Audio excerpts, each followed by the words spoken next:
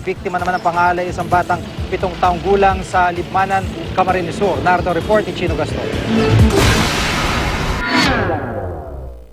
Bakas pa rin ang takot sa batang babaeng 7 taong gulang na umano'y ginahasa ng 67 taong gulang niyang amain sa Libmanan, Camarines Sur.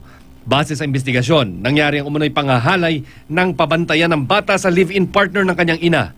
Ang insidente, nasaksiyan pa pala ng apo ng suspect. Tigiling ko si bintana.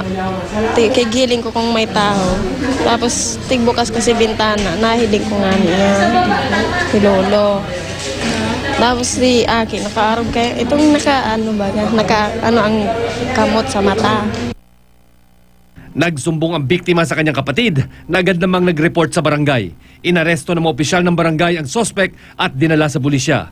Pero itinanggi niya ang paratang.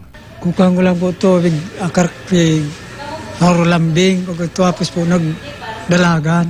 Nagkaida ako, nagaparababos tula ko. Sinampahan na ng kasong statutory rape ang suspect. Umihingi naman ng hustisya ang ama ng 14 na taong gulang na babaeng natagpo ang patay sa gilid ng bukid sa barangay Nikaan sa Libungan, North Cotabato. Halos maagnas na ang katawan ng biktimang si Mary Ann Macunan. Halos hindi na rin daw makilala ang biktima dahil wala na ang ibang bahagi ng katawan nito.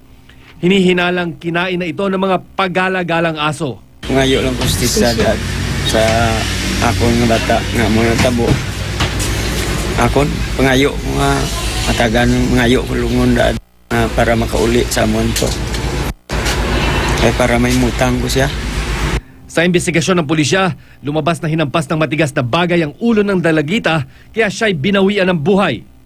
Patuloy namang inaalam kung ginahasa rin ang biktima bago mapaslang. Chino Gaston, GMA News.